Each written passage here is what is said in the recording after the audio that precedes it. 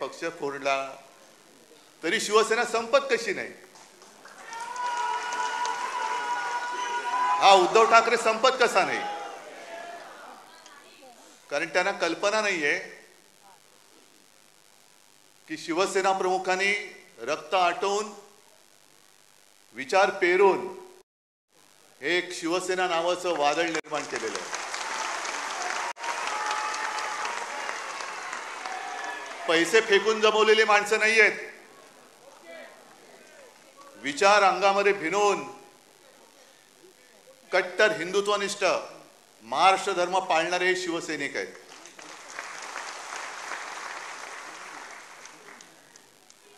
आणि मी पहिल्या प्रथम तुम्हाला सगळ्यांना वर्धापन दिनाच्या शुभेच्छा देतो। 59 वर्ष झाली हे हा जल्लोष पाहून कोणाचा विश्वास बसणार नाही, कारण शिवसेना आज सुद्धा तरुणच आहे आणि नेहमी शिवसेना ही तरुणच राहणार आहे। जो उल्लेख संजय राऊत आपण केला, पहिला मेळावा हा शिवतीर्थावरती झाला होता, प्रचंड शिवाजी पार्क भरलं होतं। म्हणजे आता जे काय म्हणजे पैसा फेको तमाशा देखो असा आता होणार आहे तिकडे चोरांचा बाजार, तसं तेव्हा काहीच नव्हतं।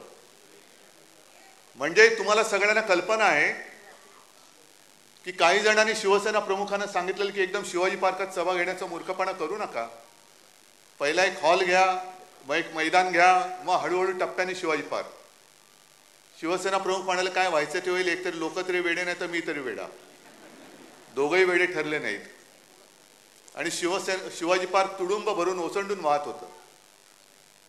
माझे आजोबा व्यासपीठावरती होते, शिवसेना प्रमुख होते, आणि मी माझ्या माच्या मांडीवरती समोर मैदानात बसलो होतो मांडी घालून।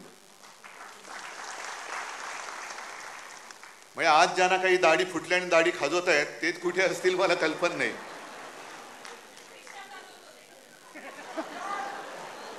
जाऊ दे, आज सगळीकडे बॅनर लागलेत, पोस्टर लागलेत, शिवसेना प्रमुखांचे फोटो आहेत। मला खरंच कीव येते की जे आपला बाप बदलतात आणि राजकारणात ज्यांना पोरं होत नाहीत, मी राजकारणात म्हणतोय, अशी लोक जेव्हा आपल्या घराणेशाहीवरती टीका करतात तेव्हा मला त्यांची कीव येते। अरे तुला होत नाही राजकारणात पोरं, आम्हाला आम्ही काय करू, घे, आमच्याकडे आहेत, घ्यायची तर घे, किती पाहिजेत?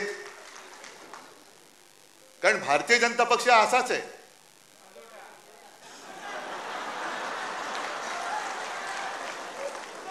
नाही, तुम्ही जो शब्द वापरला शिवसेना प्रमुखाने आणखीन वापरला, पण ते सत्य आहे। आपण सत्य नाकारतो का कधी? त्याच्यामुळे हे सत्य त्यांनी स्वीकारलं पाहिजे की त्यांना आजपर्यंत कधी पोरं नाही झाले, म्हणून दुसरे नेते हे स्वीकारायचे, ते मोठे करायचे। म्हणजे दुर्दैव असं की ज्या सरदार वल्लभभाई पटेलांनी संघावरची बंदी आणली होती, त्याच पटेलांना नेता म्हणून त्यांचा जगातला सर्वोत्तम म्हणजे सगळ्यात उंच पुतळा बांधण्याची पाळी यांच्यावरती आली। हे यांचं कर्तृत्व आणि आपल्याला शिकवत आहेत हिंदुत्व। ठीक आहे, आजच्या सुद्धा आपल्या वर्धापन दिनावरती भाजपची काही पाळलेली बेडकं ही डराडोराव करतील।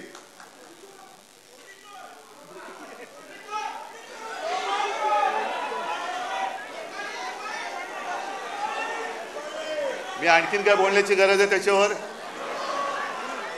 कारण ह्याच हॉलमध्ये शिवसेना प्रमुखांचं ते गाजलेलं भाषण आहे,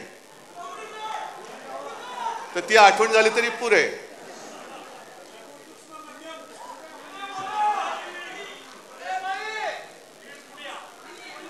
तुम्ही असं बोलायला लागलं, मला पुढे काय बोलायचं ते सुचत नाही, कारण मला डोळ्यासमोर सगळे यायला लागतात। तर ही सगळी पाळीव बेडकं ही यायला लागतील, बोंबलतील,